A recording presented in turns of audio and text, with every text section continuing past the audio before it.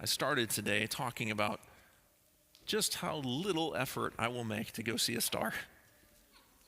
Driving a couple miles out into the country, probably not even that far. Get rid of some of the street lights and just look up at the stars.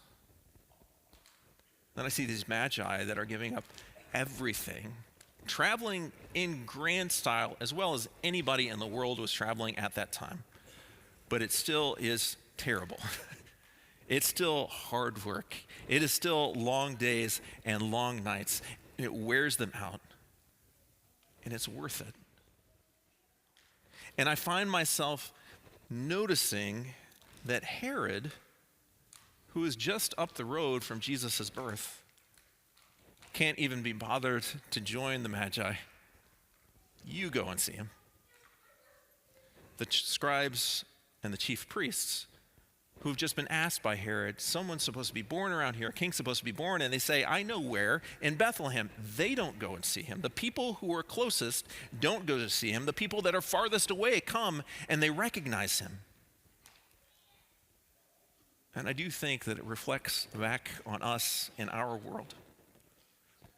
We don't live in a Jewish world. We live in kind of a post-Christian world or a Christianized world in which it's so easy for us to say about our lives, well, I'm not going to church now, but there will always be a church if I decide to at some point in the future. I'm not going to read the scriptures now, but I can always go to the bookstore and choose from 20 different versions, or I can download the app when I want to. I can't be bothered to, as I'm sitting on the couch, download that app and start using it.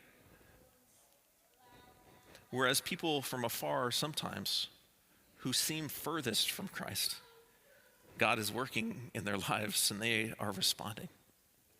And so the question for me becomes, what will I give to pursue Christ, to pursue the light of that star with all that I have? The challenge for the Magi is what they left behind. The story doesn't tell us what it is, but it's something. And that's the challenge for us as well. What will be the cost? What will be left behind? What would it mean to put all our effort, all our resources, all our strength in order to follow after that light?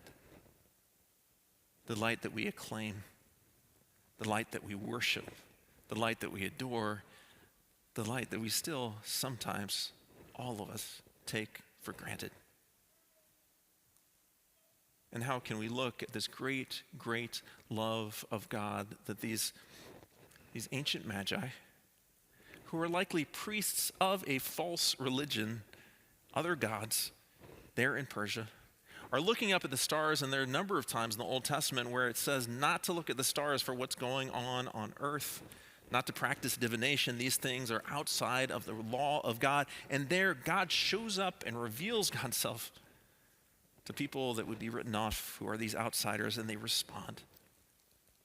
God, the light of Christ, has come into our world. If you're here or if you're watching online, you know this to be true, or you are close to knowing it to be true.